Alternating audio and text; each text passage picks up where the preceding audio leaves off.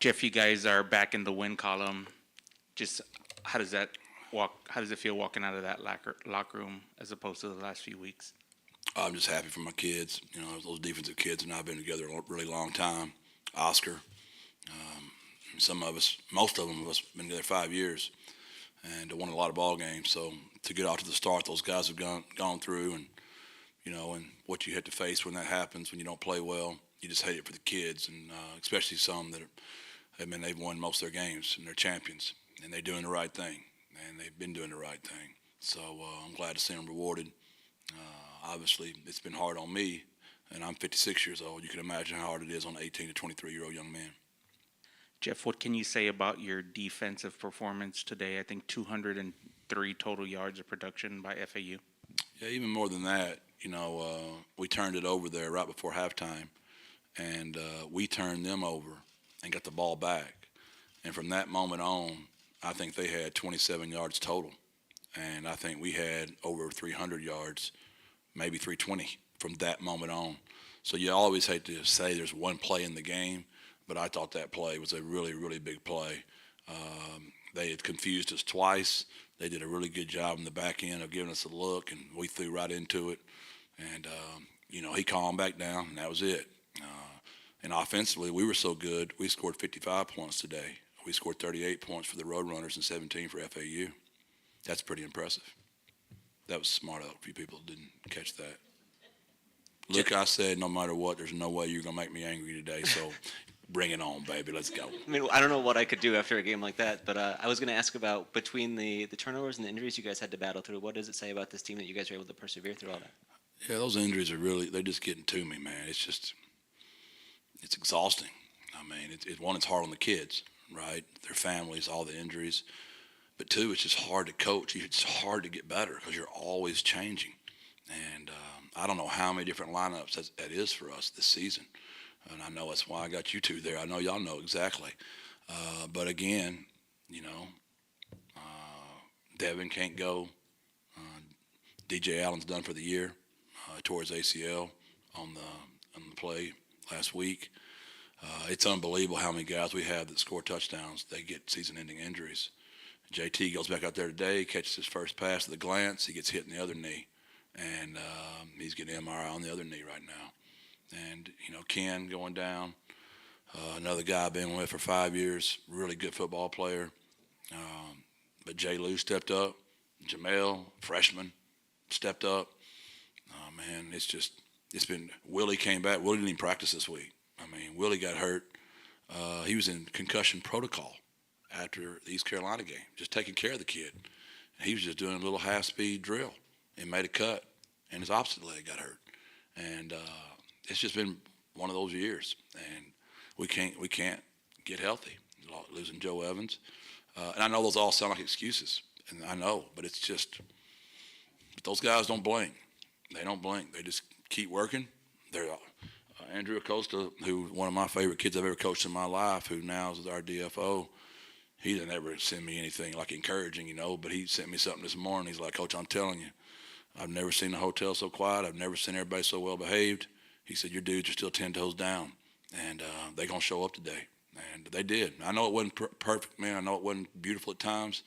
But that's another game we're going to the fourth quarter with, either tied or losing, and every triangle's up. Every kid believes we're going to win the game, and they keep playing hard. And there's unbelievable lessons to be learned there, and because life's hard, as is football. Along those lines, you guys talked all week about mental toughness. How did you see them put that into action today? Well, I told you, have I said this yet? If I have, I don't want to repeat myself. I know I just talked to Andy. Did I tell you my idea about what we're going to do with the penalties yet? I told Dr. Compost I didn't want to do it because I was too afraid it'd blow up in my face. We did not say the word penalties the whole week. Not one time did we say the word. And we were going to give every single player a flag to start the game off. And we were going to come out, and on the kickoff, we were going to throw up 100 flags and just get them all over with on the very first play of the game. And it's funny, we only had 5 today, and I've never seen a team get 2 for running into the daggum punt returner. So we were so much cleaner there, and I don't know if it had anything to do with mental toughness or what that had to do with this week, but maybe we were overcoaching it. Maybe we were just punishing them too much. Maybe we were just belaboring the point so much, we might have got it in their heads too much. But we were free today. Now I do know coming home to the Alamo Dome helps for some whatever reason that is. To be 26-3 here is crazy. Coach, it takes a keen eye to know for a coach when to call and where to call a timeout. And you called a timeout right before Jamel scored that touchdown. I just want to know what you saw on the field and what made you call that timeout. It always benefits the team, so I'm sure you saw something on the field that would benefit them in that moment. No, that was actually all Owen. There's an RPO option there. If we get the look we want on the outside, we take that. If we don't get the look we want, we have an option to run the ball inside. And if we don't get the look we like in there, Owen has an option to take the single over there. So that was all Owen. It was just a really great catch and a really good job by Jamel getting his foot down. It's really fun when you call them and they execute. It's really frustrating when we don't. Jeff, the previous 2 games, you made a point to emphasize that you didn't want your locker room to splinter at all. What does it say about what you've seen out of your teams this last month, and for them to have a game like today? I've never had it before. As Greg mentioned the week before, Coach, you've never been 2-4 before. Whatever the question was, and when Greg spoke into existence, I never have been 2-4, right? So but I have been on the teams where I was an assistant, and Kerry can remember them, and anybody that's a part of a staff. When you lose those kind of gut wrenchers, they just feel different. And the whole staff, the wives, the families, they all know. It just spreads like a dadgum disease. And our seniors are just so damn good kids. Excuse me, Dr. Compost there. Such darn good kids that, as I have my cross outside on my neck there, they just hold us together. They really do believe in what we teach. It's who we are. And that's where I'm most proud of those guys, man. We got to celebrate this one, but, man, we got to go on the road and get one. I would really love to get on the road and get one to get that monkey off our back. And I still stand by if we hadn't had 4 out of our first 6 with this young offense, I would love to know where this team would be, but it's just the way the schedule fell. Jeff, what's your knee-jerk, reaction to how the offense played, how Owen looked out there today? Well, obviously, when they're in cover 1 and you got 2 beaters on the outside. Now, the first one, they tilted. They literally baited him. They tilted the corner, brought the safety. The second one, they did a great job making Chris get an inside release, and Owen stared him down. And that was just disappointing. And then on the swing pass to Robert, we turned somebody loose up front, and he got hit as he was trying to throw the dang ball. So, what I love about the kid is as soon as he does that stuff, I know everybody in the building saying, well, they're going to run inside zone right now because he's a young kid and he's struggling. Dude comes right back and rips a slant, takes us right down. How about the throw on 3rd down and whatever, the vertical down to Houston Thomas. So every time you're ready to give up on the kid, he just shows you something like this kid's got some real moxie to him. And the play of your front 7, your defensive line specifically, put a ton of pressure on the quarterback today and may have been the difference, I think. Best athlete I think we've chased all year. I thought the kid was a really, really good quarterback. And, man, we got after him. Playing at home, it just does something for us, man. We get some juice going at this place. And it's fun to watch. It's just fun to watch. You know anything about JT? Or I think you said MRI is just pending? I'd rather not comment, but it doesn't look good. There's not a better kid in the world, man. That one was gut-wrenching. His first catch back. Kid hit him right on the other knee. Right. I would say best case would be hyperextension. That would be best case. Jeff, you guys seem to be in control for long stretches of the game, and then they might hit a big play or force a turnover. What has to happen to keep those moments from snowballing? How are you guys able to keep the momentum on your side? It's just called football. I mean, I just really believe in this new era of college football that it's going to be each week going to be a bunch of really close games. And we were pretty dominant except for the 3 turnovers. But it's part of the game, right? I mean, it's part of it. I mean, I can promise you when Owen stands up here in his interview, he'll regret throwing those two things, but it's part of the game. You got to keep playing. I wish I had a better answer for you, but I've done it a long time. It's football. There's a lot of revisionist history that goes on around this place. Like, we didn't monkey stomp many people since we've been here together. Almost every game, man. We're in the fourth quarter. It's hard. It's hard to win college football games. I can count on a handful of how many times we just came out here and beat the heck out of somebody. It's hard to win. Tate Sandell was big too. 3 field goals, man. That's huge. Huge. God bless. Birds up.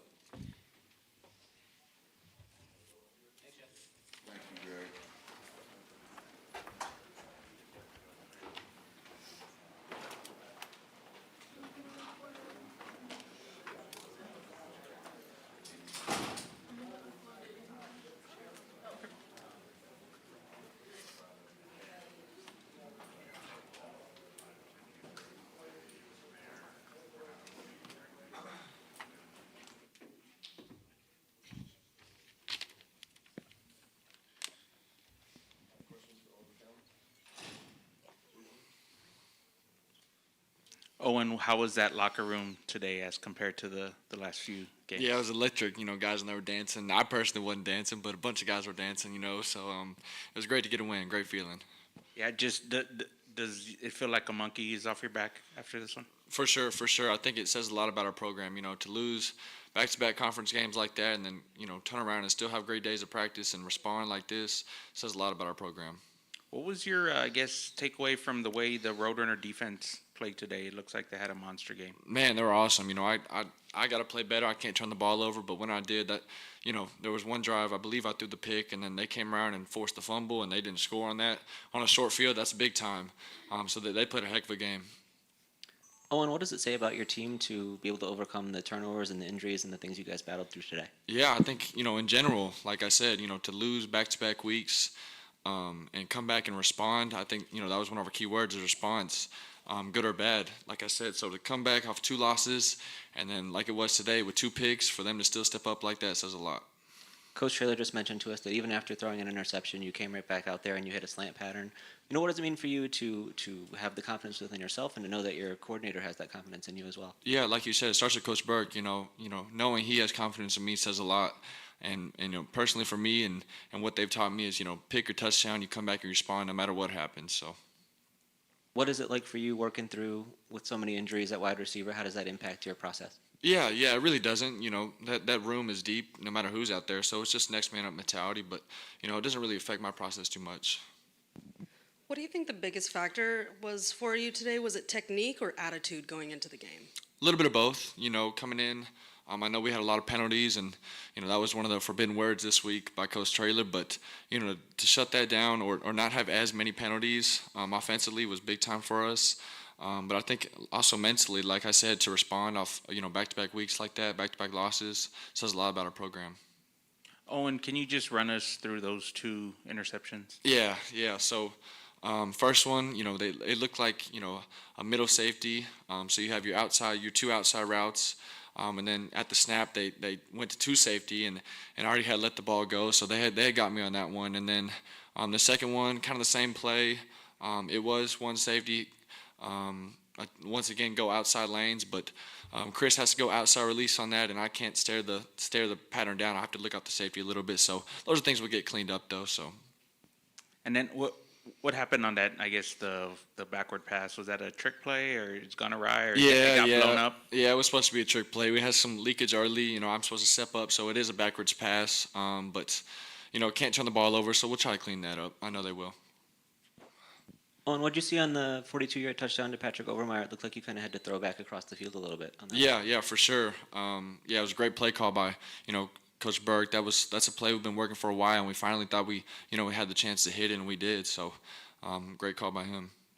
And you guys also hit one to Jamel Hardy. What has he sort of brought to the offense this year in the moments he's been able to play? Yeah, young guy, but a step to the plate, especially with these injuries. And y'all saw it, I think, that one-handed catch a couple weeks ago that he had, the ability is there for him. He's still learning the offense, but made a heck of a catch today as well. It seemed like you worked the middle of the field a little bit more today, especially deep down the middle there. Is there Yep. something you saw in the matchup, or sort of what led to that? Yeah, no, it's just really how the safeties play. If they, those two deep safeties, there's, most of the time there's nobody in the middle. So, like I said, it was a great job by Coach Burke, anticipating that two deep look so we can attack the middle. And you mentioned the direction not to say penalties this week. What was sort of the story around that, or how did that potentially help you guys? Yeah, obviously it was a problem, last week for us and the following weeks or previous weeks. So, like I said, it was forbidden word this week, and it started really with our scout team. They gave us a great look, and those move calls that FAU would do, and our O line held strong. So I thought we were great on from that standpoint. Owen, what does it say about this team that after two rough losses before this game, the locker room hasn't splintered and you guys seem to be still together? Yeah, that says a lot about our culture. I know those old guys, those last seniors, this is the last year, they want to, end it right, and for them to not, for them to respond the way they do, because obviously it starts with the seniors and it trickles down, but for them to respond, especially like after those two losses, and then like today, responding from those two interceptions, then the defense still playing great, and offensively, still coming back and scoring like that, it just says a lot about our program. Thank you. Thanks, Owen.